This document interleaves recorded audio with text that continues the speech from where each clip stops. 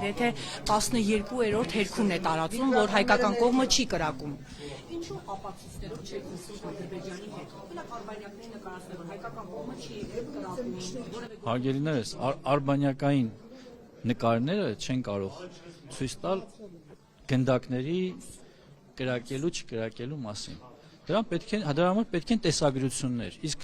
քանի որ մեղադրողը մենք չենք, այլ մեր հարևաններն են, մենք դրա համար ասում ենք, եթե ունեք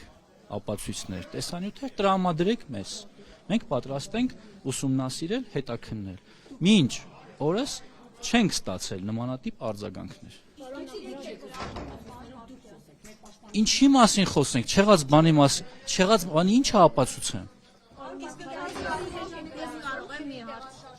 Ոչ, չկա։ Ես չեմ կարող գնահատական տալ, թե ինչու է տարածվել նման հապատեղեկատվություն, մենք մի վարքյան։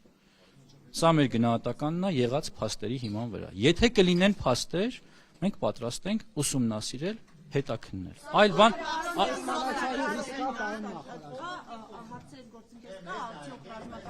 Հարգելի գործընկերներ, բայց հիմա հարցը այստեղից է։ Հարգելի գործընկերներ, որպեսզի նման գնահատական տամ, պետք են հետախուզական տվյալներ։ Այս պահին գետնի վրա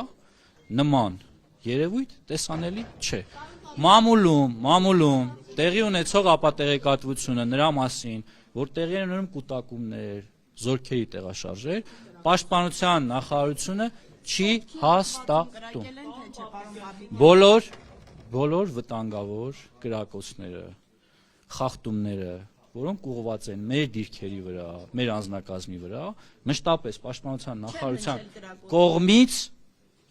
տրվել են հաղորդագրություններ եւ բացատրություններ։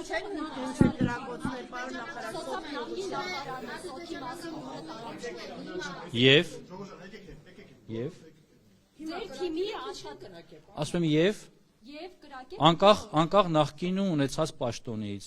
ներկա պաշտոնից, ես ասում եմ պաշտպանության նախարարությունը մի քիչ առաջ է հայտարարությամբ հանդես եկել կամ մի ժամ առաջ, որ մեր հարգելի գործընկերները